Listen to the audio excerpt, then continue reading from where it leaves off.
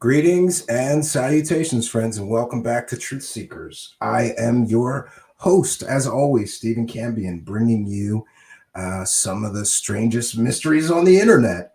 And you all know we do this a lot. We cover the UFO topic. Honestly, I'm not sure how much longer I'm going to keep covering the UFO topic, considering how it's kind of imploding in on itself lately. But I wanted a chance to talk to some people and continue these UFO reports and maybe bring in a different perspective, and certainly maybe some with much more experience into investigating and researching this phenomenon than me. So we're going to continue to do that. I have been pleased and delighted to have some of the best guests and people that, I make lists of people that I would really like to talk to. And tonight's guest has been on my list for quite some time. She has a very no-nonsense approach and is willing to go after the truth, even if it's an ugly one. So without further ado, tonight, welcome to the UFO Report. We'll bring in our special guest here from UFOs Declassified, Erika Lukes. Hello. I mean, finally, we actually get to talk on camera. It's a miracle. I know it's like a fun video chat, but I'm going to share it with the world because I'm selfish and stupid like that. No, that's good. Well, I do this all the time. Some of my friends are like, "Can't we just talk on the phone?" And I'm like, "No, whatever we're going to talk about, other people are going to want to hear this." So you know what? Yeah. It's true. And I mean, and you and I have had great conversations, off the air and things. And I've followed your work, and I love your sense of humor and the way, you call people on their nonsense. Which I think is important. I love. Well, you're doing your fair share of that lately, and I noticed that I think you're doing more of it lately. I think than you have in the past. And your coverage has sort of gone a similar arc to me. I think because we're playing these Midnight Hour Show replays, which are from 6 years ago, and when I hear the difference in my level of belief of some of these topics and cases and things versus now, I'm a little shocked that I've gone that far. People beat me up like, "Oh, he's a heartless skeptic." I didn't start out that way. Well, and that's the funny thing. I mean, it's like, in fact, I was talking to somebody who's just started to follow my work, and he's like, "Well, you had your show and you were on with a bunch of skeptics." I'm just like, no, those are actually realists. They're people that, have looked into this for so long that they realize there's a lot of, 99% of it's absolute garbage. And I hate to say that. And yeah, we have been on a similar path and discovery process. And I think it's, I'm grateful that I've been able to do that and to have the people behind the scenes helping me with the historical kind of aspect of things. Because and you've got Scott Brown, who I'm a big fan of. And I love Scott, and I've got to he is amazing. Give a shout out to Scott. Scott's and a great researcher, and he is very tenacious when he starts digging into a subject, and I love and respect that. I love and respect Scott. You guys make a good team. Thanks. Yeah. Thank you. Even though I thought he took my job, I was like, I should have got that gig. Who's this Scott Brown? When you did that, who's this Scott Brown? You can fill this should be my gig. Exactly. You can fill in. I mean, he's been wonderful. I think between him, Scott and Mario, who I both met in the field, and things, there have been a couple of my really closest allies, and that's an important thing when you're in a field, as where you have people that are constantly trying to degrade you. You've got the online trolls. You've got people that are, this is a hard area to be in. And I think a lot of people don't understand that, but they quickly get their backsides handed to them and figure it out, and they either can deal with it or not. And I've seen a lot of people start a UFO podcast in the past 5 years, and almost none of them are still here. Do you know what I mean? Like, It seems like that the subject got hugely popular, and a lot of people said, I'm really into this. I'm going to do a podcast. And then a year later, they're like, I had enough. This is crazy, And that's sad, because it should be, there should be some fun to it. I'm trying to keep it fun. That's why I know. Thank you. Well, thank you. Because you're a fun girl. You. Lord. Like, let's have like a fun one, and not so and sometimes I get a little too serious. When I'm just hammering away on fake things constantly, I go, I have to remind myself there's still good researchers out there, and there's still people that are you know, enough interested in this to care about the truth and not, fairy tale stories. But I wanted to ask you, because I've never heard why. You seem similarly obsessed with this topic that I am. What is it that got you so interested and started down this rabbit hole? Well, I've been a nerd my whole life, and I wear my nerd flag, proudly. And so I remember being I in have a hard time believing no, that. oh, You look more like you were the cheerleader girl in no, high you school are or you something. kidding? Then this is No. a funny story. My grandmother, sixth grade Halloween, dressed me as a gnome, and I was a foot taller than any of the girls, with glasses and braces and my Mean Joe Green, jersey on. I mean, I was, like gigantic I gotta gnome and see these things. And oh my pictures. God, I'm gonna I'll talk to find your him. grandma. Well, she Yeah. passed away, but I know that Oh, sorry. she was probably laughing hysterically. When I'm standing there posing as a garden gnome and things, and I'm with all the girls dressed as cute cheerleaders, and I'm this awkward oaf, and it was like I was just that was me. I was the girl back in grade school where I'm like, okay, meet me out on the track after school and I'm gonna kick your butt. I mean, I had my Vans on and my 501s with the split up the side, and I So was UFOs just became an extension of your nerdy and geeky yes, other yeah, interests, like yeah, maybe science fiction and yep, some other yep. stuff you were into? Yep. So I picked up a book off the shelf in the grade school library, and it was Me Dale too. White. Is there something up there? And I just looked at this, cover, and I'm like, whoa, what is this? And it was, and then it was a, book about Bigfoot or a book about ghosts, and I always was fascinated by the unknown, by that, part of us, and Battlestar Galactica, and all Oh, of me these too. shows, Yeah, I love that were stuff. not that I'm showing my age at all, but I mean, it's just like um, some of these shows, and then the X Files and things, and so it was always really fascinating for me, and I love that aspect of exploring mysteries and understanding that we don't know everything. There are things that we're Sure. going to be Yeah. learning about, our reality, about our planet, about the solar system. I mean, we will always be making discoveries. And so I can't sit here and tell anybody that this is where it begins and ends. There's a mystery out there or right here. That But we agree on. True. and how do we get to how do we especially now that you and I we've kind of jumped down a couple rabbit holes, how do we get through that and try to find the truth instead of jumping on the bandwagon with people that have inserted narratives into the subject so they can make money and No, money's a big thing. We got to do get them UFO dollars. And yeah you and I are, you know what I've been thinking about lately? I've been thinking that some things just aren't fair no because it seems like that there should be two classifications of people that are so-called UFO researchers or authors, lecturers, whatever you want to call UFO people. There should be classifications because there are some people that are willing to just use fake sources, dead sources, child molester sources, murderer sources for alien stories. right. And they get huge numbers, make lots more money than someone like you or I because we have this particular handicap. Like we're not willing to do that, you know. But at some point, you had to go from just reading these things and researching these things to injecting yourself and becoming more part of the story. How did that begin? You know what? I did. And I just want to say hello to everybody in the chat room. I mean, you've got a great group of people here, so it's really fun to see so many Yes, and I people in wanted my to chat. mention that I screwed up and I spelled your name with a K. We fixed it. I Oh, apologize. Names are important. I don't know why, but to me, in my brain, you were Erika with a K. Maybe well, because that's more exotic or something. I well, don't know. okay, we'll go with that. But No, you we know, fixed it though. thank you. No, I appreciate that. And I did go.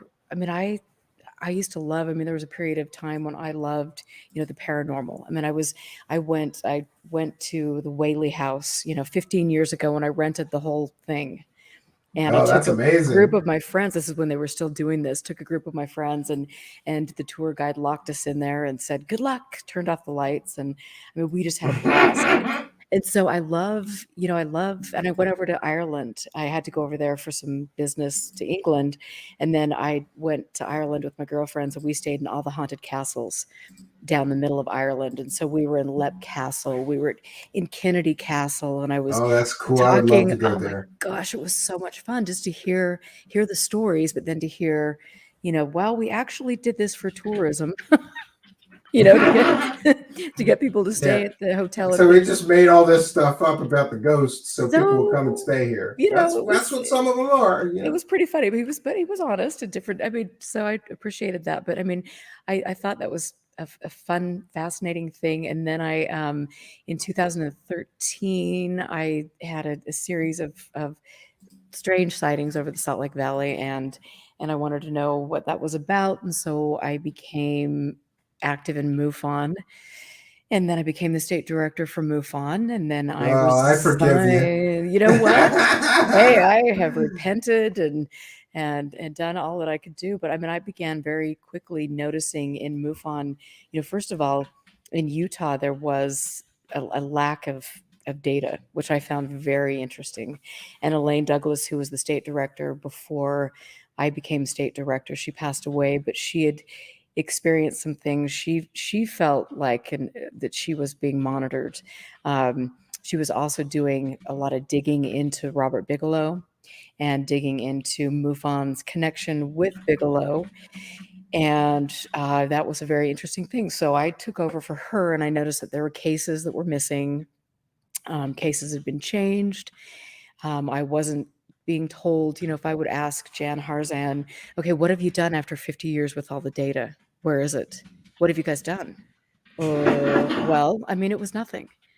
I mean, it's Yeah, like and I've they're heard varying reports of like somebody got metal samples or something like that, and they didn't even care, and he wanted them to do like some kind of scientific analysis on the metal samples. His name escapes me, and I apologize, but it just seems so ridiculous and funny to me that some organization that wants to get to the truth behind the mystery may have metal samples from one of the craft, and nobody, and this guy's like calling up the chain, going, what are we doing here? Let's get these metal samples. And they didn't want to do it. They did not want to pay to get the metal samples analyzed or find out what they were or prove that they were of earthly origin or not or any of that. And it struck me as funny. And then the later revelations about Jan Harzan being a creeper, you know, it's it's interesting. just not good. And then George Jan Harzan gets arrested for attempting to solicit sex from what he thought was a 13-year-old girl. I don't know what's going on with the case, but then after that, they give the reins to a guy who runs sex tours in Las Vegas, where you can go bang your girlfriend on his airplane. Well, not only Right? Am I that, but right? Like that's the new guy. The new old guy, he's been there for quite some time, and I think that you can find different articles about him, which I think is fascinating. Flamingo Air is the organization, or his group, and there's one specific article, I think, from about 5 or 6 years ago. It might have been in Vice magazine, where he was interviewed, and he was saying that he's taking kids on their first rides, where they're, I mean, saying some things about, well, you could bring up, your animal, whatever you do behind the closed curtain is up to you. And it was, you read some of those quotes that are out there and you think, okay, I certainly, hopefully wouldn't be saying things like that in public. And, why in the world, when you had the arrest of Jan Harzan, and then that person who was chosen to replace him in the middle of a scandal, Is a guy is that's got curious to me. some connection to the sex industry, which is But fine. Look, I'm fine with that, but putting that guy in charge right after a sex scandal in your international organization is really not a smart move or decision. But I would think. I think the thing that's so crazy is it works because nobody's said anything, and the handful of people that have said things have been, people that are not, I mean, like us, that get harassed and bullied and, whatever, all this crap. And so it's, Because we bother to talk about it. I think well, it's an important issue, though, and it's it something that should is. be discussed. It is. And another issue is where does all this money go? You got to pay to play in that, and they take money from people, and they give you a little paper that says you're now a UFO investigator if you take a class with them, and you pay your dues every year, and like I don't know where the money goes, or you know. I think it's interesting, and I think that's one thing that they could have. I mean, there are a lot of you can hide a lot of things, and that was another area that Elaine Douglas was interested in because she felt that there was something going on with the financial aspect, and MUFON might have been doing things that weren't up to snuff, and those were her beliefs and feelings. And interestingly enough, I was supposed to inherit all of her archive, all of her work, and that was thwarted by Jan Harzan and another person who stepped in at the last minute and took all of her work, and they're sitting in the basement, God knows, doing what. Obviously, keeping people They're safe. burning it. They're burning it. That's what they're doing. Yeah, I mean, so Yeah. it was just Allegedly, fascinating. maybe But they are. you That's know, speculation on my yeah, I part. mean, who knows? But I think that it's interesting. You have these different. It's a non-profit. I mean, you've got the organization here, and then you've got all these chapters that are supposed to be non-profits, and they can do whatever they want. And there's really not a lot of people holding at the upper levels, holding these chapters accountable or holding them to specific guidelines that if I had an organization, I would be making sure that my organization and the people involved were upholding certain ethical and moral guidelines. That's what you do for the integrity in a professional business world. It's what you do for the integrity of an organization. I would not be supporting racists or people that are Yeah. Oh, I forgot. abusing I forgot about women that. and things. And That was another scandal that somebody had made. Yeah, I'm not going to mention his name. Whatever. I haven't spoken to him since that. And that's another scandal, I suppose. But yeah, I guess after a while after being a part of MUFON yourself, you just said this isn't something I want to invest time or money in anymore. you know what? I had some really interesting experiences, and I think if you go out, I know if you go out there and Google MUFON, and gosh, was it Newsweek magazine? Mm-hmm. MUFON Newsweek, you'll find an article where I was quoted back when the scandal happened with John Ventry, and that gives a little bit of my background of why I chose to leave the organization with quite the bang. Me, I'm such a quiet, demure little flower. If something happens, I definitely cower in the corner and don't talk about it. But this was important, and I also want to just go on there and say that I did recently, 2 weeks ago, I spoke for MUFON Oh, Michigan. I found the article. You spoke And for them. They're I still on did friendly well terms because with you know you. what? Well, there are some chapters that I have a lot that I like, and they're good people running the organization. I think they understand that, or the chapter, and I think they understand that there are things that are wrong there, and so Yeah, if as long as people are willing to acknowledge that there's problems that should be addressed, I don't see. You shouldn't have to like not speak to somebody just because they're a member or whatever. But you should be free to express your opinions about the organization that they're a part of without getting in a fight or an argument, right? right, you would think, and I mean, it just goes back to leadership again. You have to have strong leaders, and I think that MUFON the organization highlights the type of field that we're in. It's a field full of people who are misogynistic, who are racist, who are, I mean, really, there's some real problems. Anti-Semites. I mean, it's there. People that are distrusting of the government. There are all sorts of interesting people that gravitate to the subject, and as Mm-hmm. a result, these I think people get manipulated and pushed down roads for a specific agenda. And I think that to me is very frightening. And that's something that I will always continue to talk about because this is the prime place to manipulate people. And it's not good. And unless we start pulling our head out, we're going to see a lot more damage as a result. And I also think, and I talk about, as you know, my show a lot about some of the different conferences and people that are speaking and people that are promoting these cult-like belief systems.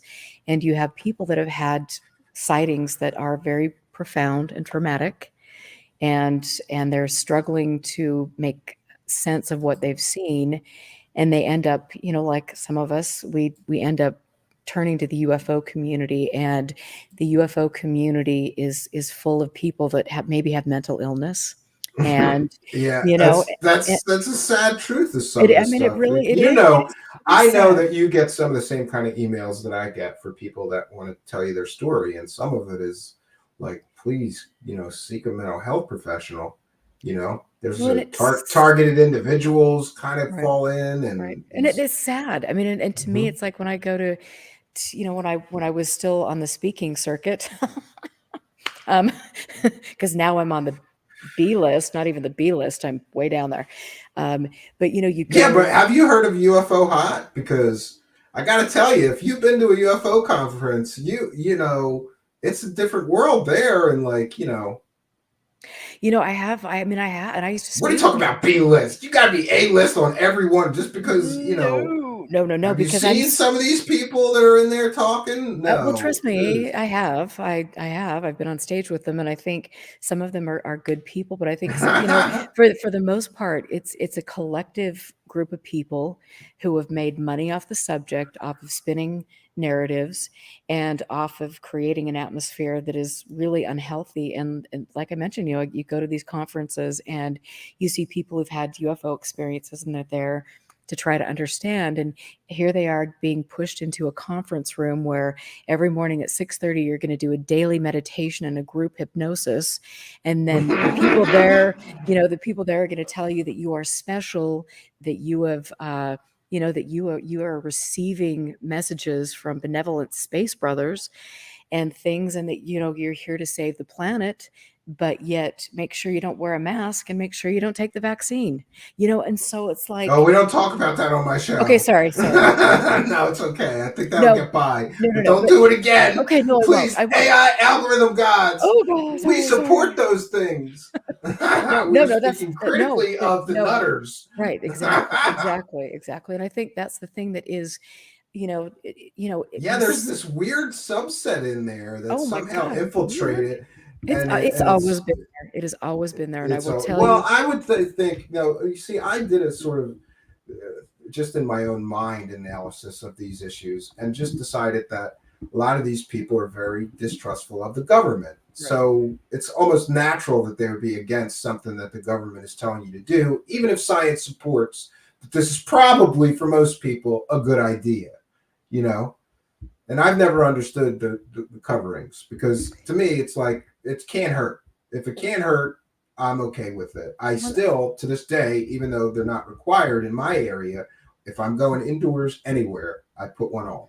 I think it's You know, just smart. People do that. I mean, it's I'm it loving this though, shouldn't because be. since this began, I think that I got a slight sore throat once, and that's it. I know. I have And been I so used to get healthy. sick. I used to get Right. colds and flus and get sick 4 or 5 times a year because I have children that, they're like germ factories, and they bring it home and then you get it. And I have not gotten majorly sick I haven't or either. ill since this began. But then I'm also taking a lot of supplements, vitamin D and zinc and all these Right. other supplements every day to try to get my immune system up. Maybe I don't know what happened, but I'm liking it so Well, I mean, far. I am too, and I think for me, it's just like I think and I have friends. I mean, I have a Pilates studio. I'm in the health and wellness industry. I love, I love. I mean, I meditation. I think there's so many cool aspects to things, and Yeah, but it's like stay in being your in it. lane, right? If I go to a UFO conference, I want to hear about UFOs. I don't Yeah, want to hear about this new age gobbledygook but word unfortunately, salad. it's It's always all been mixed there. in. It's all It's mixed in. always Yeah. been there. If you just go back and I can sit back here and I've got a whole thing of Fate magazines back there, Yeah, the and Standing Rock it's things, always been there. back in the I mean, 50s and 60s, and the contactees exactly. were And Space so, Brothers and Let's Meditate for Peace, because I that's mean, what they which is, I mean, are. Fine. but it's, like I said, and you look at the who's paying for advertising space in some of these magazines that have been there for 40, 50 years. And well, I mean, I could It's a lot of say, kooky stuff. Yeah. I mean, and a lot of things I'm not even going to say because I'm already on the, the bad girl list, but I think it's just Uh, important. Erica is a bad I girl. know. Did you hear that? Did you hear that? Yes, I've been called a I bit of wanted to tell you something funny. I had some other content creator or something get mad at me or something, and he made a video saying that he was going to get me blacklisted from the entire UFO community.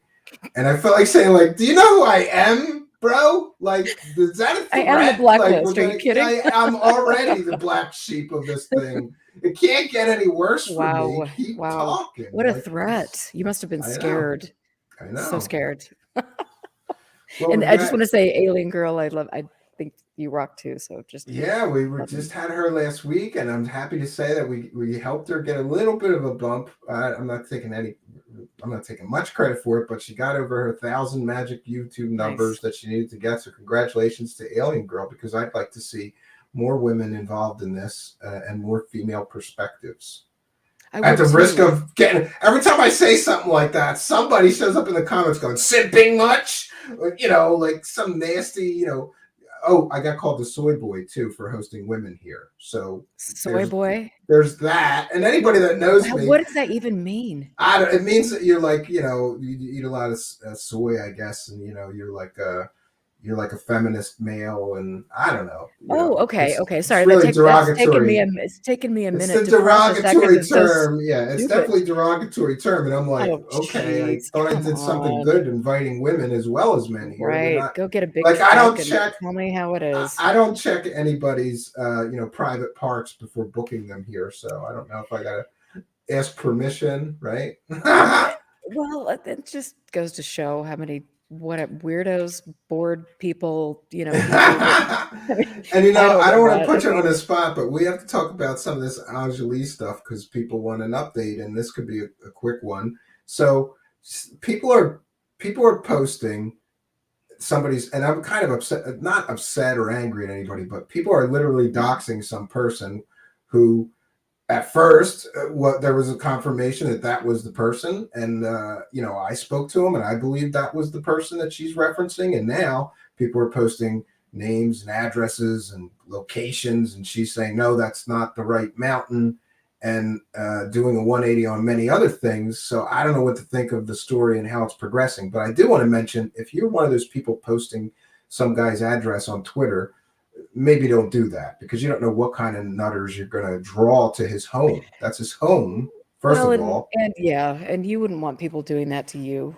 I mean, that's definitely not Definitely not. not a good look. But and Yeah. So I've what? had that happen. I'm sure you have too. I've had so many people over Yeah. the years, come out and talk about my family and different things that are just you just sit there and go, holy crap. Yeah. I wanted to mention that too. I can share an email with you later, Erica. It's not that important, but it is important because some people before this, people started posting this information on Twitter, were very nasty to me in emails. Like, can you give me the location? I won't tell anybody. And I'm like, I told this woman, I gave her my word that I would not release any of the research that we had collectively, the three of us, and more really contributing to it. But so people eventually got so nasty with me that were like, you don't really have this information, but I sent it all to you, Right. right?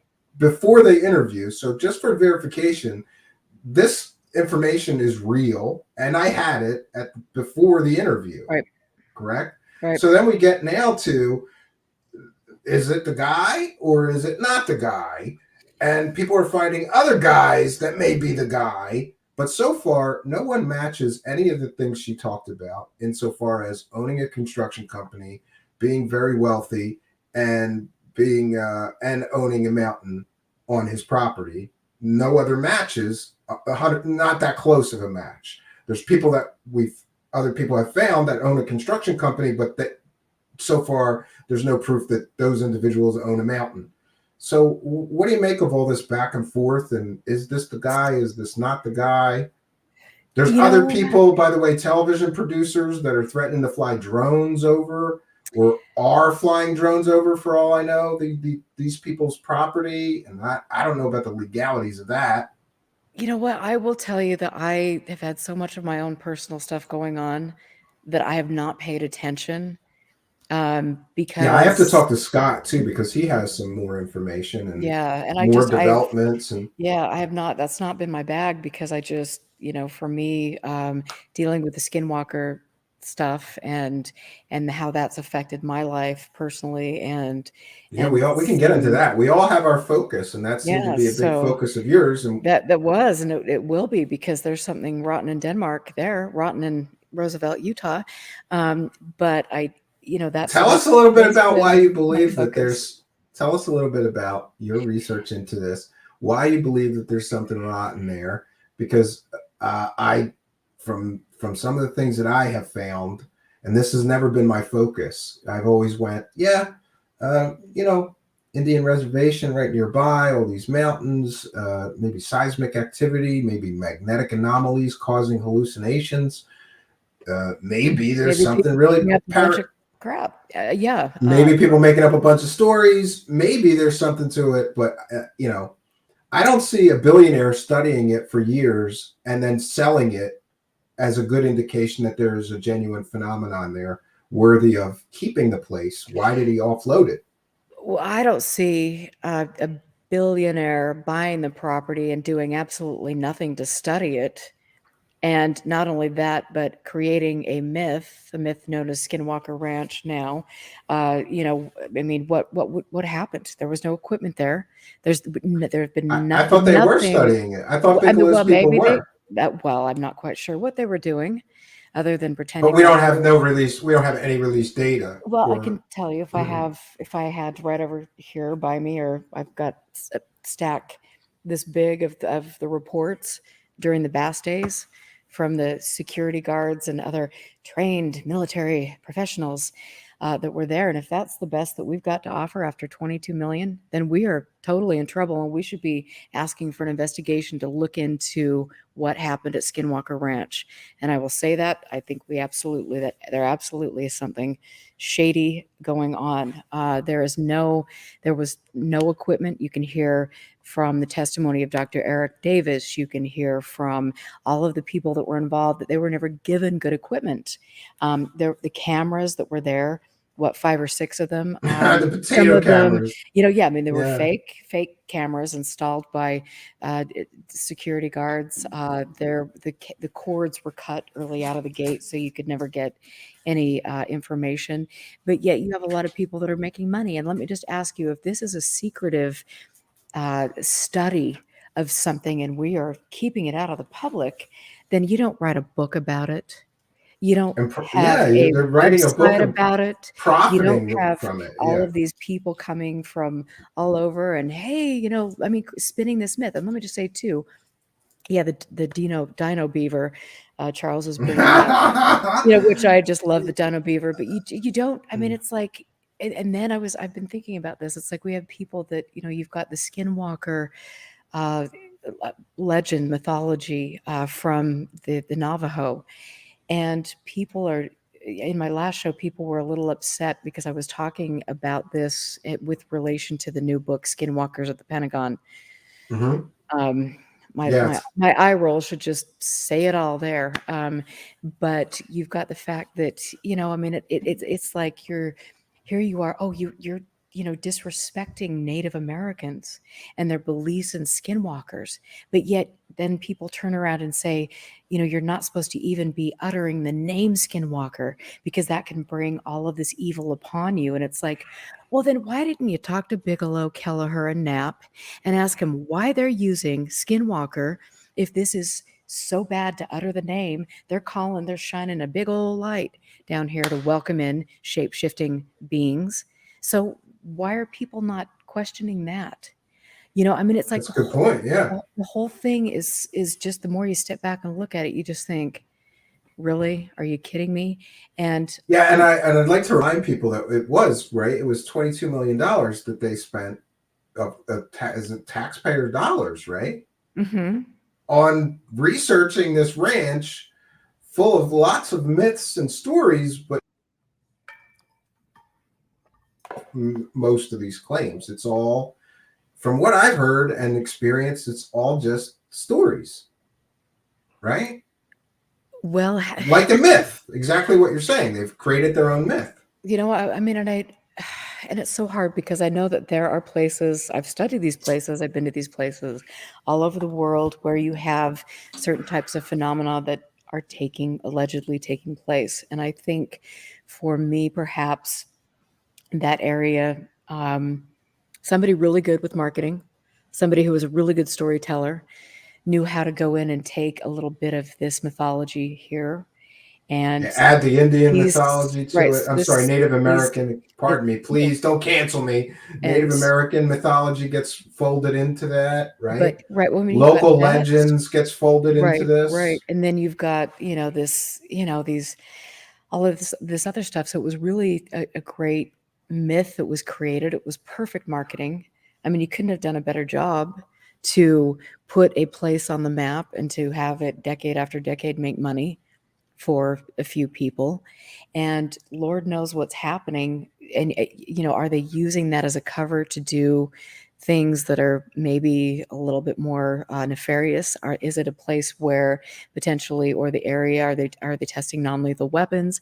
It is really interesting to note that some of the people involved with Bigelow, psychological warfare, non-lethal Yeah, weapons. I have heard a terrible rumor many, many times, and some people firmly believe that Skinwalker Ranch is a psyop, psychological weapons testing range.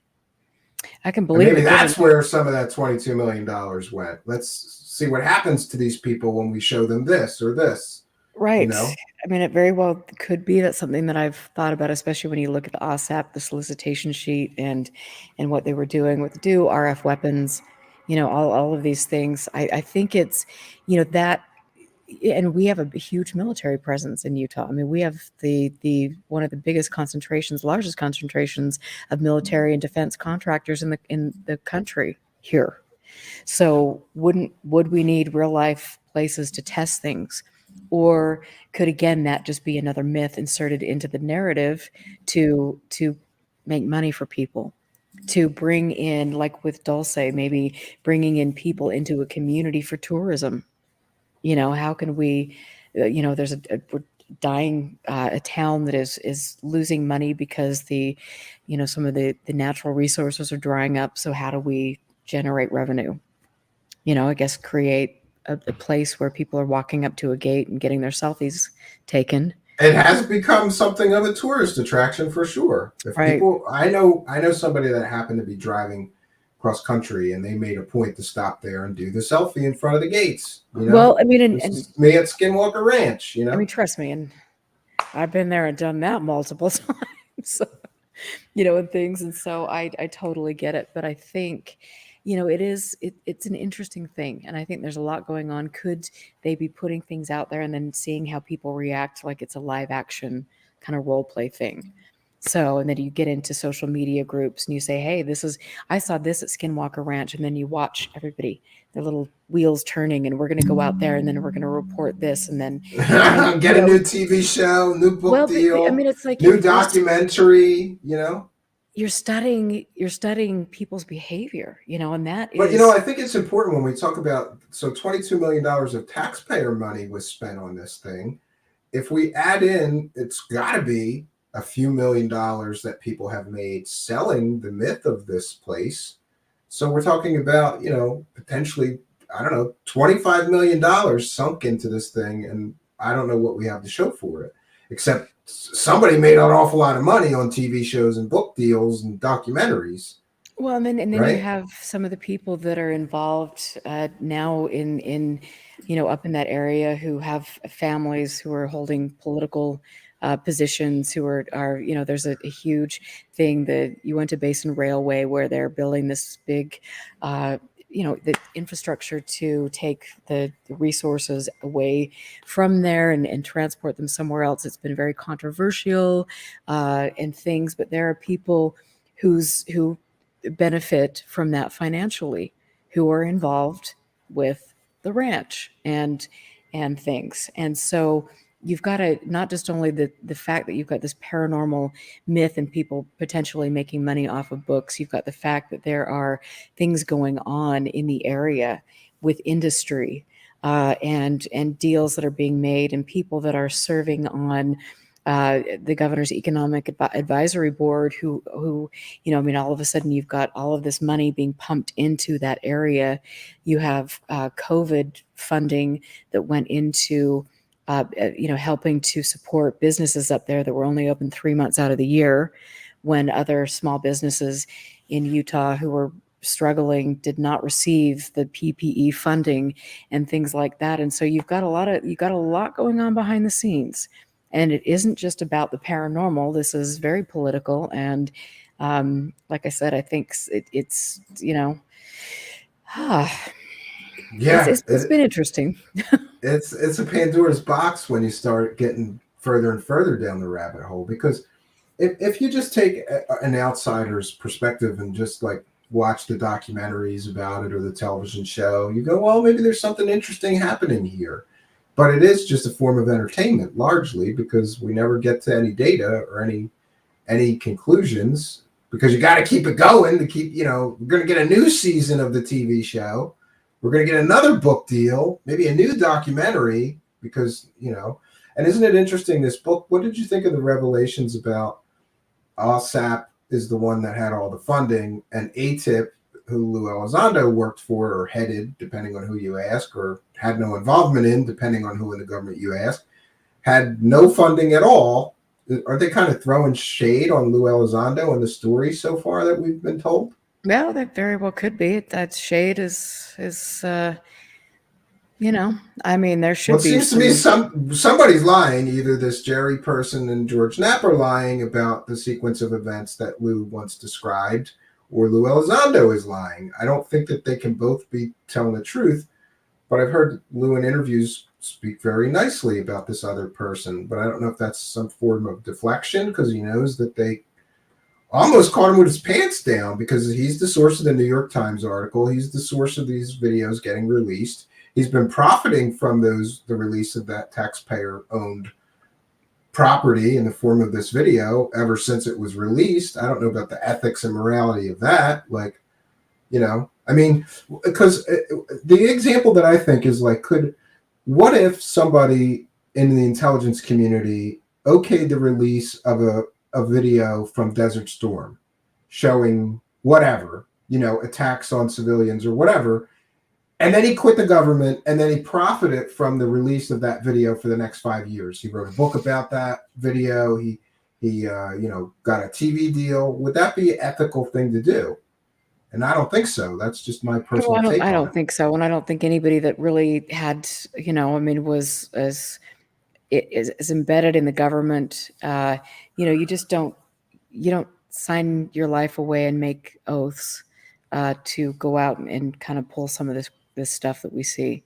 I mean, people that hold these top secret clearances, people that have been involved in things, don't go out there and broadcast things. This is very serious, and there are a lot of people's lives who are on the line as a result of this. And so I think you have to ask a lot of questions about what the motivations are behind this. And it's usually money, though. We've seen a lot of them.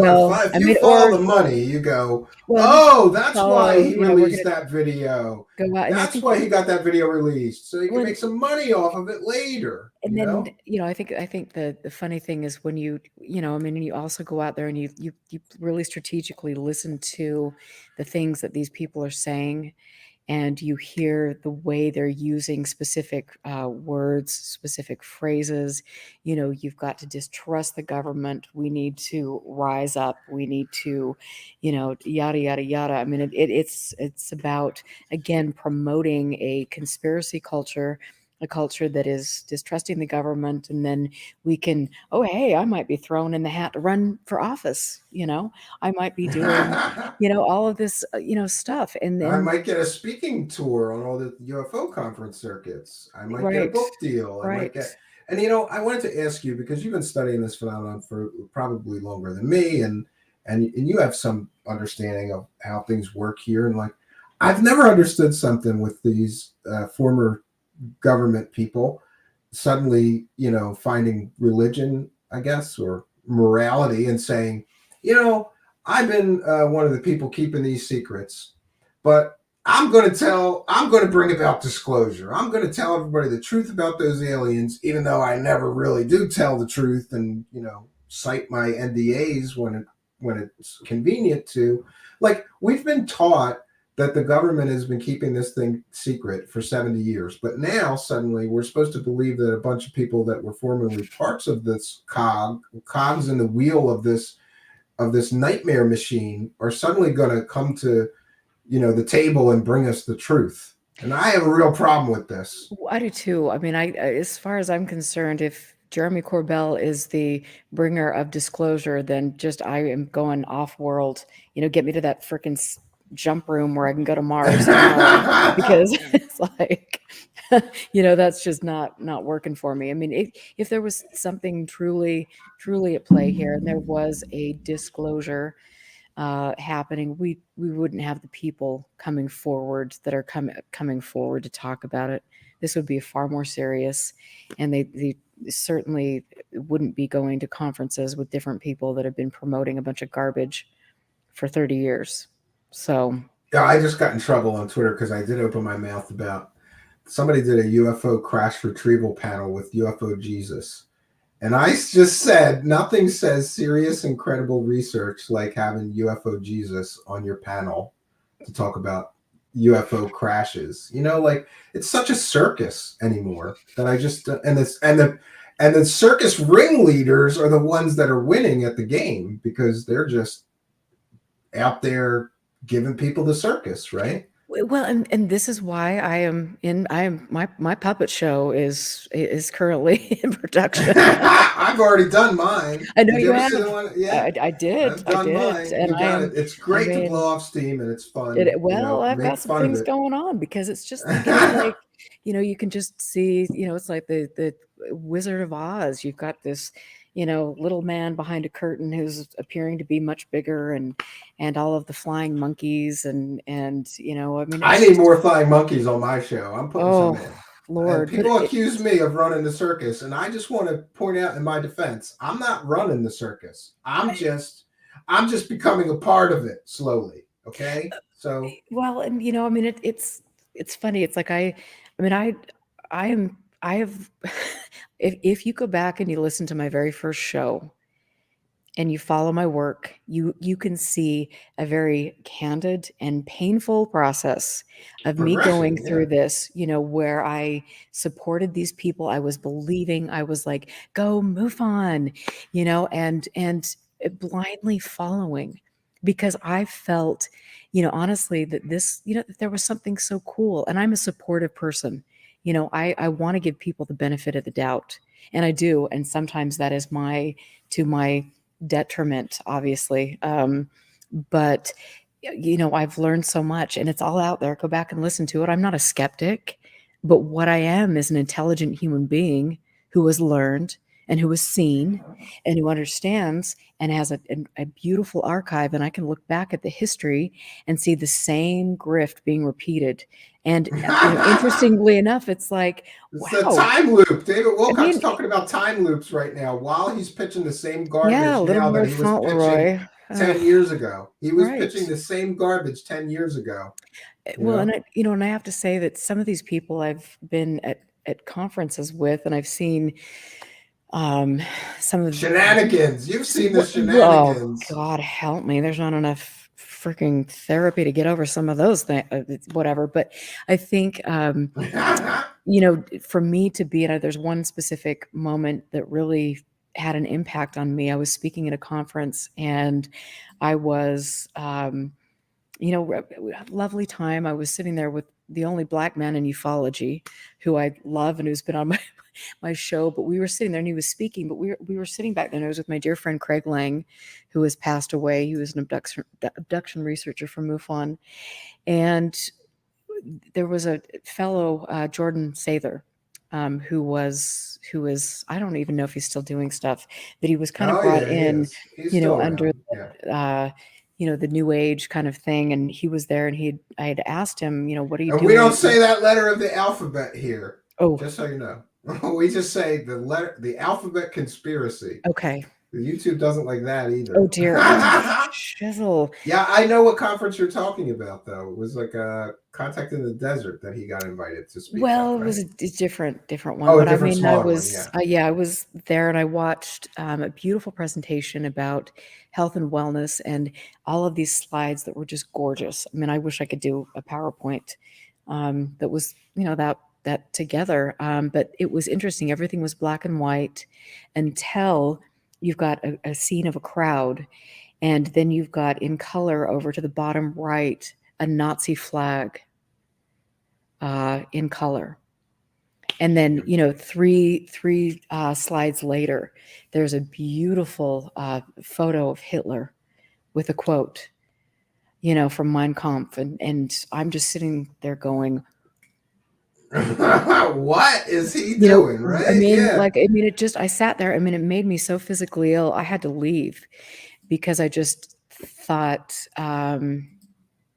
this is what we are thinking of. We're going to these conferences. We are getting, we're being sold a bill of goods, and yet we don't understand how dangerous what we're being told is.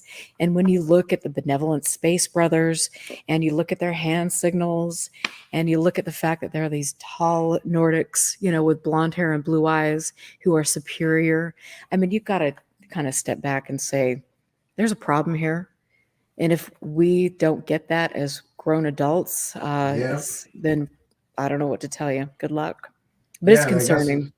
some of these conspiracy theorists, I don't think they care, but they have, I think when you have a huge following, you've got a responsibility, and they're giving people health advice, or they're selling fake medical devices, or, I love the med beds, the new med bed scams. That's great. They're going to take you up through a Stargate into a spaceship and give you a med bed session for $250. But then at the end of the ad copy, they say it's just a Skype call.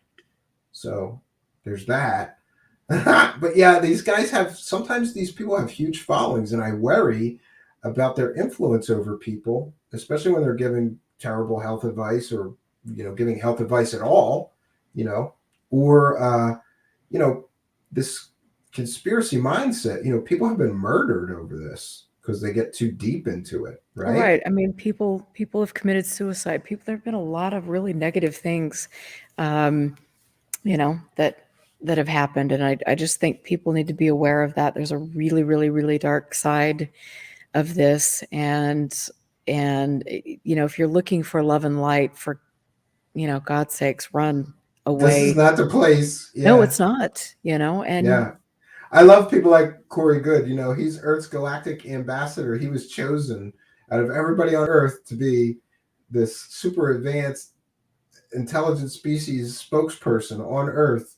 And he's all love and light and be of more service to others. And all he does is make up stories and sell garbage to people and sue people who say his stories are not true. There's people right now getting sued because they had the audacity to go on the internet and say maybe he's not really talking to bluebird aliens and inner Earth people. So who's his lawyer? It's some Danny Sheen. No, it's a Llaneros. It's the sister of Teresa Llaneros. I think it's Valerie Llaneros, and she is suing all kinds of people. I think I lost track. I don't know how many people. I think it's like 10 people are being sued by Corey Good at once. His former business partner, his former conference organizer, he's suing her. He's suing, he's threatening he may sue Jordan Sather, or Jordan Sather's threatening he may sue him. Oh, dear. All the money. He didn't give Jordan Sather the money from that one documentary. And it's a big mess. And then he's suing some lawyer from New Jersey, more commonly known as C.W. Channer, because he had the audacity to he used to just do critique videos. Like Corey Good would make a video, C.W. Channer would make a video and go through the video and go, this is ridiculous and here's why, or point out like the stupid stuff that he says was stupid. Like if spaceships really were landed in his backyard to take him to the lunar command outpost, somebody would have seen a spaceship, and his neighbors would have seen a spaceship, something. But he just starts suing people. to stop anybody from being critical of him and What? his That is such a wackadoo stories. flagrant abuse. And there's so many other important things that really we need to get Yeah, through. in the middle of a global pandemic, he's Right. Well, suing I mean, people you know, to say and his Buck Rogers space fantasy stories aren't real, having, right? somebody In the that's middle of a pandemic, well, I there's mean, nothing else going on. Let's just sue people that say my Buck Rogers science fiction fantasy stories I've been telling for 5 years with no proof aren't true. and You then there are know, people that are being abused, whether with domestic abuse, there are people that there's are people that are that are being people that sexually are abused right. that are. Mhm. There's so many other ways we could use our judicial system than to have these flagrant lawsuits. And that's really an insult on people that are having some serious issues, and we have to deal with that kind of crap being put in there. I mean, give me a break. Give me a break. I'm supposed to say audacity a lot because everybody wants to take a hit or a dab every time I Oh do. dear. See, You see this high quality audience we have here. They're all looking for an excuse to get higher than they oh Lord. all already are, right? So I wanted to talk to you a bit about some of your historical preservations. I know we're kind of running out of time, so I'll try to make it quick. But you are real big on preserving the history of some of this stuff to the point of going when somebody dies or when they, to try to get their research and digitize it, right? Is that what you're doing and making it available for everybody? I am, and And that's a public service I want to thank oh you for gosh, because I thank love you. looking through papers and of researchers. It's you never know what you're going to find in there, right? It's like a treasure hunt. You know what? I started, gosh, I mean, I guess almost 10 years ago. I was sent a huge box. I mean, from Keith Chester, who did a great book on Foo Fighters, and he's a brilliant researcher. He spent so much time at the National Archives, and he didn't know me, but he had heard about me, and so he sent me all of these things. And I was, I mean, I opened that box, and I'm like, oh my gosh, this is how cool is this? And so from there, I had people like Fran Ridge send me things. Jan Aldrich, Barry Greenwood has been very instrumental in helping me learn how to archive and to preserve history. And Barry Greenwood is my mentor. You hear me talk about him. He wrote Clear Intent with his co-author Larry Fawcett. But I have now, thanks to Gordon Lohr, who used to be with NICAP back in the late 60s, who also donated his archive to me. I have the Androffel files. Rich Vitello has donated to me. Norm Gagnon. I mean, I've had people from all over who have sent things to me to be preserved. And I am I mean, I've got 70 bankers boxes full of documents that have never been seen before. And so I'm coming to your house. I'm like telling you, I'm coming there with some caffeine holy crap. I mean, and I've got I'm going to dig through all 70 boxes. this is just one little thing here. This is like the Catalina Channel Islands cases from way back when. So you've got these things. This is so cool. And I'm like, original, handwritten notes about these stories. There are communications from NICAP, from the Sheriff's Department of Los Angeles. So all the paperwork and stuff, All yeah. of this stuff, That's a treasure trove. I love stuff like that, especially all of, historical documents holy and cow. police reports. It's like, I'm telling you, it is like so freaking cool. And then all of these correspondence between Hynek and Androffel. I made correspondence with Jacques Vallée. I've Back got in the day, people used to write these snail mail letters. yes. There was no email, so that So stuff, amazing. yeah. I've got over 100 audio cassettes of her interviewing people like Jacques Vallée, different people for the book that she wrote, Firestorm, on the life of Dr. James McDonald, and the autopsy reports when she was digging into his death that was ruled a suicide. She thought there might have been foul play involved, but it's just these. Nobody has seen this, and so for me to hold this kind of stuff in my hand and to know that I have the responsibility to make sure that this is preserved, passed on, shared with people. Yeah, I wouldn't want to digitize 70 boxes of papers, so good luck. You know what? You I'm do a learning little my bit at a rhythm. time. I'm doing a Is that little what bit you at a time. I'm getting my stride. got to micromanage it? Do so much a week, right? Yeah, and Eventually, you'll get through it. But it's just like, I mean, I've learned so much, and and I think it makes people uncomfortable because I've got 60 years worth of correspondence with some of Yeah. these people who've been promoting the same nonsense for a long time. So you got some nuggets in there, Oh, I've got maybe. And nuggets. we got a great question because I'm not familiar. Matthew Riot is here. Thank you for the kind Yeah, I love super Matthew. chat. We're going to read all the super chats after the interview, but what's Erika's documentary on Hasdalen called? And You is it know, still up for free I on YouTube? still Can do you tell us not. about that? I didn't hear about it.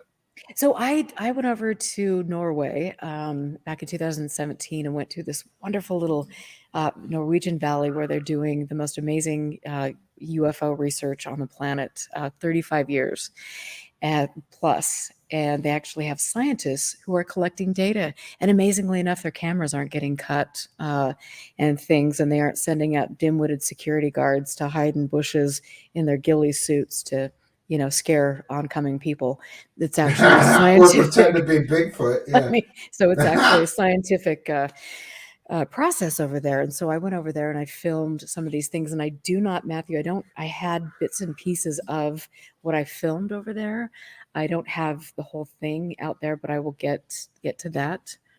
Yeah, And she's a share busy things. lady. She's got pages to digitize, tapes to digitize. Matthew Wright is offering. If you Thank want you. any cassettes digitized, let me know, Erika. I Oh, just got done with a bunch sweet. myself for the Discord archive. Cool. I could help you too, because that would be great material for either of us to share on our channels. I know. And I These love that. old interviews. Hit you Yeah. guys up. I mean, there's nothing like, I mean, I have an interview that I mean, it's just amazing between Anne when she's talking to Jacques Vallée. And Jacques Vallée is very interested in what Anne had found out about the death of Dr. James McDonald. And so to hear their exchange and to And they're hear, back and forth. Yeah. and it's just like, well, Very interesting. And thank you for the super chat. We're going to read them all after.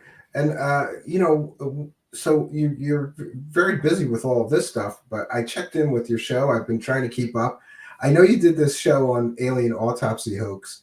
And I just want to mention that guy was supposed to give me an interview years ago, but decided I wasn't big enough. This Spiros. So, but I was glad somebody got the interview and got him to that was lay it all Scott. out. Scott Brown did that. Scott Yeah. So for organized those that that. So don't I know, love Erika that. Lukes had this Spiros. I don't know how to say his name. Can you say his name? Malaros. Spiros Bolaros, who's a magician and is one of the people that were totally in on the hoax from the beginning of it. And he laid out the whole thing. And I don't understand why this is popping back up again, is maybe it was true. I thought that we've been over this 100 times, and everybody knows that this was one of the greatest alien UFO hoaxes, the one that made the more money than anybody. And the originator of the hoax is right now selling one frame of the film that he claims is the genuine, from the genuine film, not the recreation, for $1 million. What do you think about that? I think that clearly I'm going to be putting some stuff up on eBay later tonight. I don't know. God.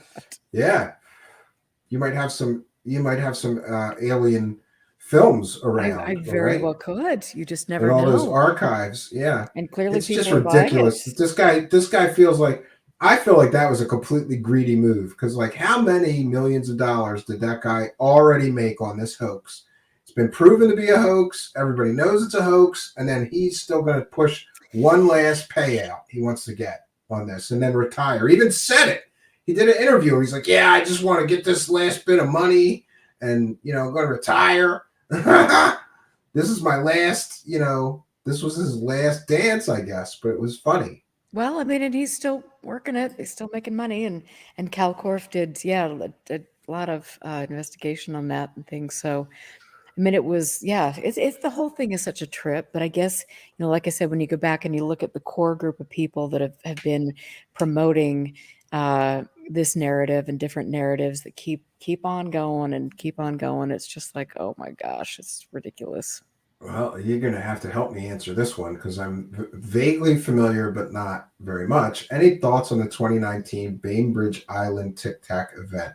If you were looking for more info, I put details here on YouTube. Thank you. And thank you for the super chat, Anonymous Rex. Much appreciated. Thank you for the support. My take on that is that there's, drone bases, research bases, not far away from where this event took place. So if I had to guess, I'm still in the camp that believes that most of this stuff is one hand of the government not knowing what the other hand is doing. And I've been told by people that I trust that actually worked on some drone projects that when they're doing drone tests, they don't call everybody. They don't call the Air Force and say, we're doing a drone test right in these coordinates. So if you see anything weird, that's us. They don't call the Navy and say, we're testing drones over the water. So if you see anything weird, that's us. They don't call the Army, they just do their tests. Right. It was shocking. So a lot of this stuff, I believe, is drone testing that is being misidentified. But what are your thoughts on it?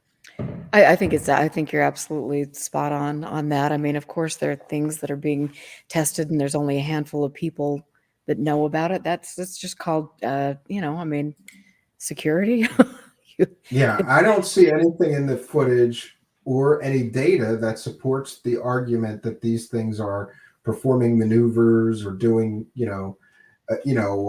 going so fast that no craft on Earth could, as some people suggest. It's always like implied, like, well, these things did right angle turns. Nothing on Earth could do that. Any $100 camera drone can make a 90-degree turn. Right. And anonymous Rex. A military one, yeah. Right. Yeah, and I'll definitely check that out because I have not really looked into that. So thanks for that. Yeah, I agree with you. I could be misinformed, and I got that one on my list to do a deep dive on. But as you can imagine, Anonymous Rex, there's only so much time in the day, and we're all focused on certain stories that we find, for me, it's like which stories appeal most to me, and that's where I tend to focus.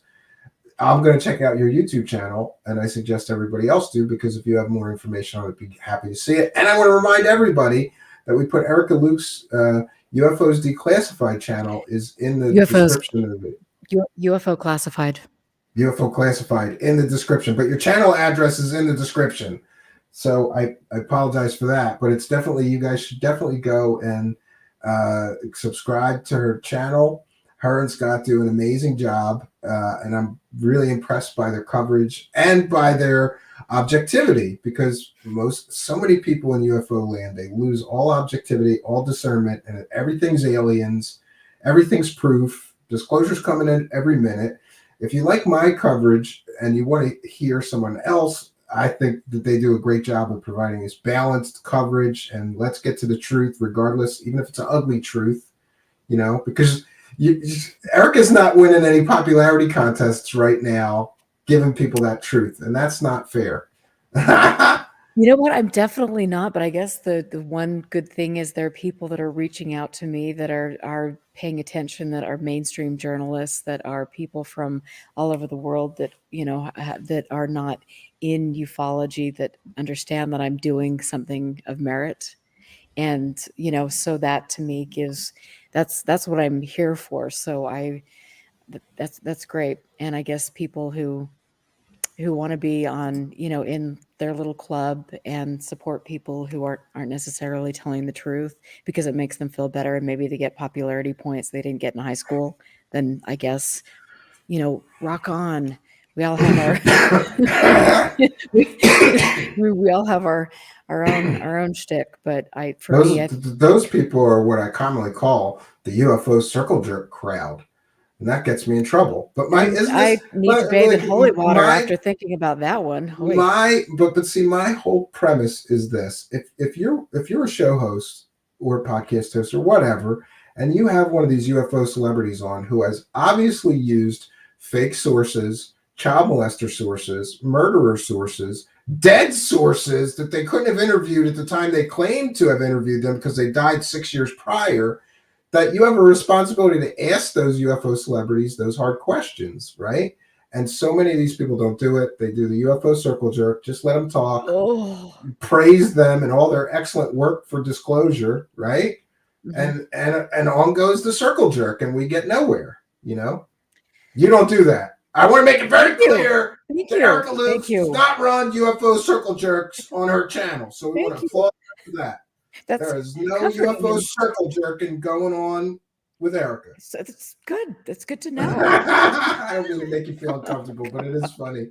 Someone asked earlier, and I think this would be a good one to end on because I know we're over time, and I apologize, but this is a great question. Somebody asked earlier, what is your favorite case involving UFOs and why?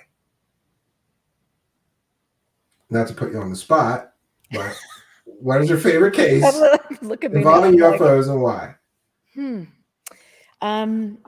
You know that it's wow. I right. I need to think about this because I'm so jaded and cynical right now. I'm just like, I don't know.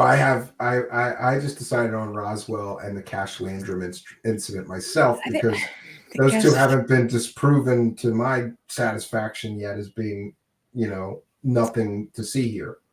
And I guess, my favorite case, I can't point to a case that's widely known, but what I can say is, and I will get this out there, and thank you for asking me about what happened in Norway and some of that video interview, but I did interview a man who was in his late 70s, and he and his sister was a part of the Portal, the Hessdalen phenomena. That was a wonderful documentary, and I interviewed him with the help of Erling Strand, who translated for me, and he spoke about the different sightings he had and how kind of traumatized people were and things, and that was a really profound moment. And I think for me, that's where the great cases are. And so it's not one big case. I can't, point to.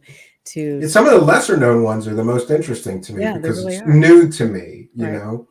And it hasn't been proven to be garbage yet. So you get to do that whole dance again until you decide, right? Right. So what's coming up?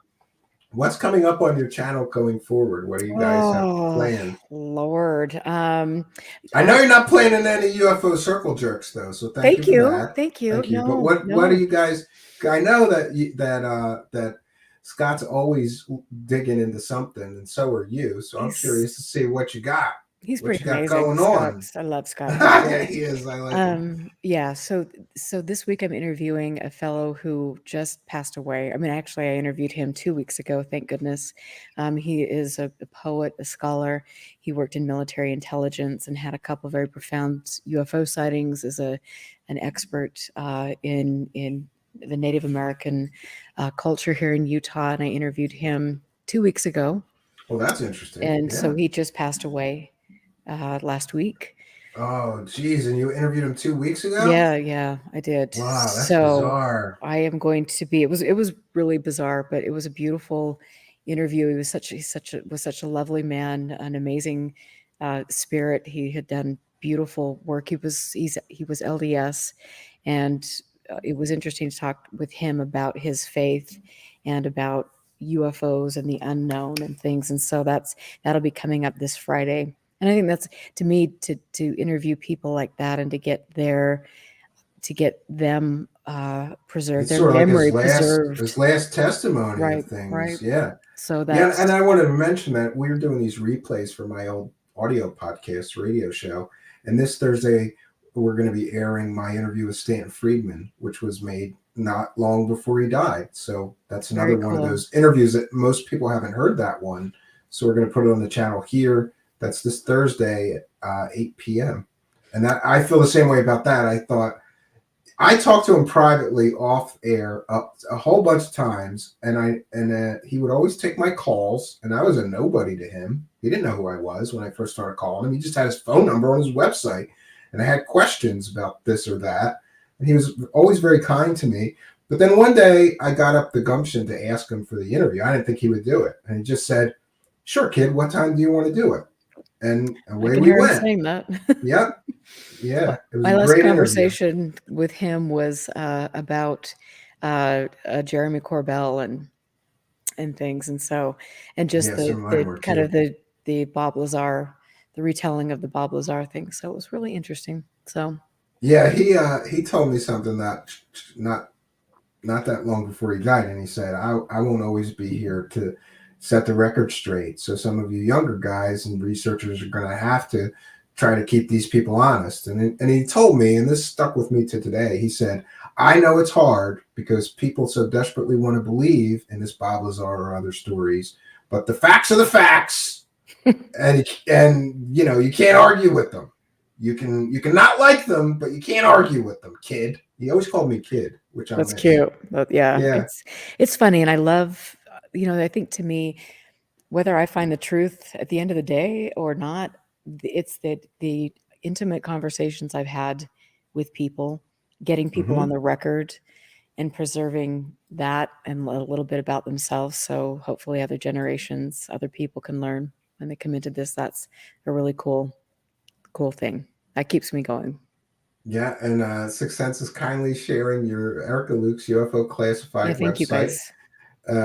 And also the channel address is right in the description of this video. So please go over there and let's get her a bump. You know, it's well deserved, and her and her partner do an incredible job. So I'm going to throw you out of here, but I hope you won't be a stranger. No, I would love to come This back, and be I need to your get you on first my time. I'd show. like you And to be yeah, absolutely. Let's do that. And if you like, I could just give you the recording to this, and you're free to upload it to your yeah, channel I as would love well, that. so we both get content out of it. Let's Absolutely. do it. Thank you. Okay, I'm going to throw you out of here. You have a Okay. good evening. Thanks so much for Absolutely. doing And thanks, this. guys. Thanks, everybody in chat. You guys are awesome. So All take right. care. Good night. All right, friends. What can I say? What a great girl. I'm glad that she's out there digging into some of this stuff and is one of those people that are grounded and cares about the truth more than she cares about perpetuating fantasies for people that just want to believe. And it's interesting, as you hear, we both kind of went through this similar arc of you can see the difference in both of our work as time progressed for both of us. The more we dug, the more cynical we both got. The more we dug, the more I suppose the more our cognitive dissonance started falling away, and our desperate want to believe that this is all true started falling away, and we got more practical going forward. I am going to go over and read the super chats. For those that don't know, there is a money button down there, and you too can hit that money button and support our show. You can also donate through, there's a PayPal donate button in the About section of our channel here and in the About section of the video here. Finally, you can join me on Patreon for as little as $1 a month, and you get a bunch of behind the scenes extra content that it's on Patreon. And just a mention that if anybody's having a hard time and you'd like to Patreon extra content that we produce here every month, but you're having a rough time, hey, I know it's rough out there, so just email me at truthseekershow@gmail.com. I keep a spreadsheet of people's email addresses that we send the Patreon benefits for free. I don't really love having anything behind a paywall, even though it's only $1. I realize that some people are fans of the show, having a tough time, and we want to accommodate you. So just email me, truthseekershow@gmail.com. Also, be sure to follow me on Twitter. It's just my name, @StephenCambion on Twitter. And finally, we're going to read these super chat donations. And yes, I want to once again remind people that this coming Thursday, 8 p.m. Eastern time, we're going to have a very little heard interview with the late, great Stanton Friedman, who I was a huge fan of. I'm happy to say that I got to know him pretty well before his passing. And I'm a better person for it. I'm certainly a better researcher for some of the things that he taught me. And I'm going to be just happy that people can finally hear that on a bigger platform, on the radio show, the audio podcast. I mean, a few people heard it, but not many. So tune in this Thursday night, 8 p.m. Eastern Standard Time, and we'll be airing the full interview, 2-hour interview with the legend himself, the late and great Stanton Friedman. So we're going to, let me go over to our, let me look up the super chats. I apologize, but it's a little distracting we read every super chat here. So that's weird because I'm trying to get up. Oh, maybe I have to refresh because I know there was a few more. One we missed, but there was a few more. So any super chats, get them in now while you can. Happy to read we read each and every single super chat here. So we're going to read the super chats, then I'll dedicate some time and attention to the live chat with comments, questions. If you have comments or questions for me, please get them in now. Put them in all caps. That lets me know that those comments and questions are directed at me and not someone else in the live chat, and lets me know that you have a question or comment you want read or talked about. And we welcome the participation of everyone in the live chat. So this is our super chat and stickers activity for the show. Well, we read Anonymous Rex message, but we'll read it again. Kind and generous $4.99. Any thoughts on the 2019 Bainbridge Island Tic Tac event? If you're looking for more info, I'll put details up here on YouTube. Thank you. And yes, I encourage everybody. I'm going to check out Anonymous Rex. And what does he got? Picks with a kind and generous $5 super chat. Great guest. Praise the cash. Thank you for your kindness, your generosity, and your support. Matthew Riot with 2 of them. A double banger tonight. Kind and generous $4.99. Reminding Erika if she wants any cassettes digitized, let him know. Just got done with a bunch myself for the Discord archive. And Matthew Riot with a kind and generous additional second $4.99 super chat says, what's Erika's documentary on Hasdalen called, and is it still up for free on YouTube? And she explained there are some portions of that, and maybe she has to get the thing and glue it together, and we'll work on that. I'm not sure the entire thing is up. And Marina Mavroginis, I'm so glad that I'm finally saying that right on the first try every time, Marina. Thank you for your continued kindness, generosity, and your support of the show. I want to remind everybody that we are a viewer-supported show, and every dollar goes back towards every dollar donated goes back towards generating new content, getting us the software we need, the equipment we need, paying for the cloud storage that we need to do this work. It all goes back into the pile that we use to keep moving the show forward. So any questions or Matthew Ryan says, thanks for asking those, Camby, and my pleasure, absolutely.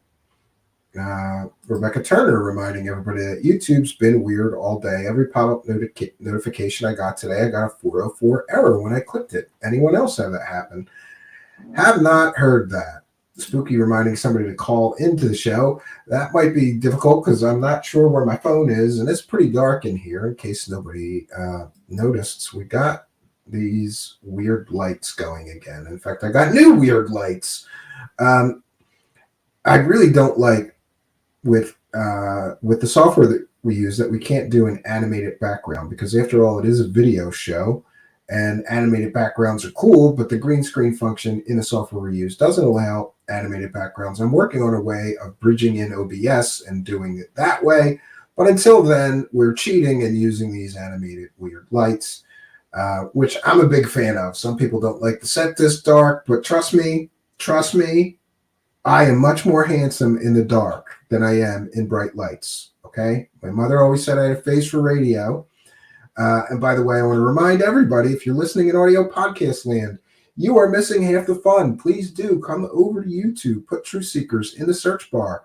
Look for the strange guy with sunglasses. That would be me, your host, Stephen Cambian, and smash that subscribe button. Hit that notification bell, and you too will know when we're doing the live show, and you can come here and be a part. You hear we're taking questions from the live chat.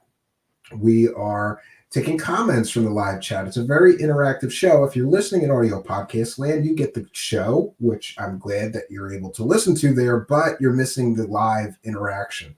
So if you want to be a part of this great community, come over here while we're doing a live stream. All the shows here on Truthseekers are recorded 100% live, sometimes warts and all. Strange things happen when you're recording a live show. But we take the audio from the live show and push it out into audio podcast land. So we'd really prefer it if you came over here to YouTube and smashed that subscribe button. I want to remind everybody else that is listening either on Facebook or Twitch or on YouTube, if you haven't already, please do smash that subscribe button, hit that notification bell, and come here and be part of the discussion. You too can become a part of this story. I also want to remind everybody that besides throwing money at me, the other way that you can help is to like, comment, subscribe, and share these videos. Every comment, every video, I pick my favorite comment and pin it to the top so everybody gets to read it. Every comment really does help with the algorithm. It helps raise us in the search engine, and it helps the AI algorithm, YouTube gods, like us more. See, every little bit of interaction. So please smash that like button, share these videos on your social media, subscribe, hit the notification bell, and that will help us, my friends, to get a bigger bullhorn. So Rebecca Turner is saying goodnight to everybody. Rebecca Turner also said, good show, Stephen. Was interesting. I liked her. I'll check out her show. Yeah, I encourage everybody to. And I apologize for two things to Erika. First, I spelled her name with a K instead of a C. And then I said UFOs Declassified. I'm well aware the name of her show is UFOs Classified, or I should be. So I apologize. Just, slip of the tongue there. But my apologies. Her channel address is in the About section of this video or this podcast, and you too can go over there, hit the subscribe button and the notification bell and know when she's doing a live stream. I highly recommend her and her partner Scott do a great job. Yes, and Spooky is reminding everyone that CW Channer gave a heads up about Wednesday. Boy, what can I say, friends? We have a banger of a show coming your way this Wednesday night at 5 p.m. I know that's a weird time for us. We're normally at 9 p.m., but it appears to be that the overseas partners that we're doing the broadcast with, which I believe are all in England, they can't do 9 p.m. because of the time difference. So what we're doing is doing it at 5 p.m. Eastern Standard Time. And this, my friends, is this Wednesday, October 27th, 2021, 5 p.m. Eastern Standard Time. And I said earlier, not to be missed, we'll be holding a Truthseekers special event and simulcast. There will be stunning new revelations that will come. And you do not want to miss this one. Friends, we have got the wonderful and incredible Kevin Moore from The Kevin Moore Show. We have got, joining us on the panel for the simulcast, M. Seeker of Truth. We have got, of course, myself, Stephen Cambion of Truthseekers here hosting. We've got Terry Joyce from Not My Rabbit Hole. We've got Tap from the Alethea Project, which is a channel that I'm just now becoming acquainted with. And boy, do I love some of the stuff I've heard on that channel. And of course, we've got our friend, the man, the myth, CW Channer, joining us. And we will be discussing the hidden truth behind Simon Parkes. I got to tell you that this is a lot of people contributing research and materials that we will be sharing, some of which no one has ever heard before, some of which no one has ever seen before. And I guarantee you, friends, especially if you love gotcha moments, this will be one that you do not want to miss. We consider this work that we're doing Wednesday a public service, and so does everyone involved. So important are these materials that we will be sharing that we felt the need to band together as a strange team of sorts to get this message amplified. We believe that everybody will be sharing this broadcast on their specific channels, along with me hosting it here on our channel. Because we'll be banding together, I think Kevin Moore has 100,000 subscribers. M. Seeker of Truth like 30,000. CW Channer has 5. I'm not sure on the others offhand. We have 3,000. We're going to be banding together to amplify this message and these revelations, because I believe we all feel it's so important of work that we all need to do this, band together to help more people hear about this. So that will be this Wednesday, 5 p.m. Eastern Standard Time. This is going to be one banger. I'm telling you, this is one that you do not want to miss the live event for. Live special event this Wednesday, October 27th, 2021, 5 p.m. Eastern Time. The hidden truth behind Simon Parkes. Don't miss it, folks. All right. So back to the live chat. We'll take some more comments and questions. Andrew says, thank you for being straightforward, honest human being, Stephen. Really enjoy your show. Keep it going, and thank you. Well, thank you for your kindness and for your encouraging words. You know, this is a thankless job. And it's nice once in a while that somebody lets me know that they appreciate what I do. The Sixth Sense reminding everybody once again, Wednesday, October 27th, 2021, 5 p.m. Eastern Time. There's my Twitter post advertising this Wednesday's show. And also Sixth Sense reminding everybody about the Kevin Moore Show YouTube channel. And you can put CW Channers and everybody else's in there that you can find quickly. Sixth Sense will be wrapping things up. Pragmagic says, congrats on the creepiest CW face at Spooky. Yeah. Yeah. And there's Not My Rabbit Hole with Terry Joyce, the YouTube channel. And it's the Aletheum Project is the other one that you might be able to find, Sixth Sense, and M Seeker of Truth. I know that one's easy to find. You just put M Seeker of Truth in the search bar. It'll pop right up. But this other one's kind of hard to spell and say. So give me a hand on that one would be good. Out of Mind says, so Moore is off the douche nozzle list now. Hard to keep up these days. I don't know. He's never been on my douche nozzle list. I don't know if other people were, putting him on that list. He's not on my douche. He's always off the list to me. You know, I talked to him today. By the way, I want to thank Kevin Moore from the Kevin Moore Show, who kindly offered to let me host this special event. And he's doing that to give me a hand. He really is. And he should be recognized for that, because certainly him letting me host with all of these other channels boosting it will be beneficial for our channel and our, view counts, sub counts. And hey, I'm saying this in full disclosure that, Kevin Moore could have hosted on his own channel, but decided to let me do it. And that's a great thing. He handed it off. It's really his story, most of it. And he's got a treasure trove of materials that he came across while researching Simon Park's involvement in the Mark Richards story.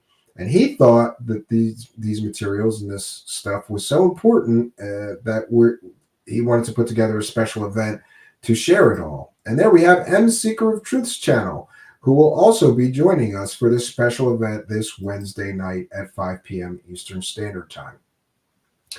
Now, friends, you can go and spend your time listening to a UFO circle jerk, or you could spend your time with real researchers who have real facts and evidence to share, real revelations that are important, real work. Imagine that. We're not just going to sit around and tell each other how great we are. We're not going to just sit around and softball question each other. We're going to come together and do a very hard-hitting, impactful, and important expose on this very important topic. And I hope that you will all come and support us in doing so. Dave TV, I left for a minute and didn't get to say goodbye to Erika. Sorry about that. I'll pass it along to her, Dave TV. Yeah, Erika is great. I want to thank her again for doing this tonight. Yeah. The Aletheia Project on YouTube. I heard him do this amazing breakdown of some of the stuff that Simon Parks is saying behind his paywall. Oh boy, is it good, friends. It is good stuff. When you hear as if the stuff that Simon Parks says in public is not crazy enough, who would have guessed it that it gets crazier if you pay for the paywall, right? These Zoom, broadcast calls that he does. Ooh. Yes, and tomorrow's show, 1 second, friends. Let me just get into my messages here because, just bear with me. Yes, we have another interview tomorrow night at 9 p.m. And I'm trying to find out. 1 second. I have the whole breakdown of that I can bring you. In the meantime, comments, questions for me, please put them in all caps. Yes, tomorrow we're going to have another bang up show for you because, listen, I'm good with let's bring some more people here and hear other perspectives on this phenomenon. People want to hear me do UFO coverage. I decided the best way I could do UFO coverage is to bring people here that I feel are experts that I'm somewhat familiar with, but not incredibly familiar with, if at all possible, and pick their brain. So tomorrow night we have Ryan Stacy. And Ryan Stacy is from Canada. He's a private investigator, author, citizen journalist, and an active Canadian ufologist in the Canadian disclosure movement. He's also a paranormal investigator, the former national chief investigator for MUFON Canada, and former director of field investigator training for MUFON International. Ryan is also the host of Beyond the Tinfoil Hat, a podcast by the Experiencer Support Association. So we're going to be welcoming him tomorrow night.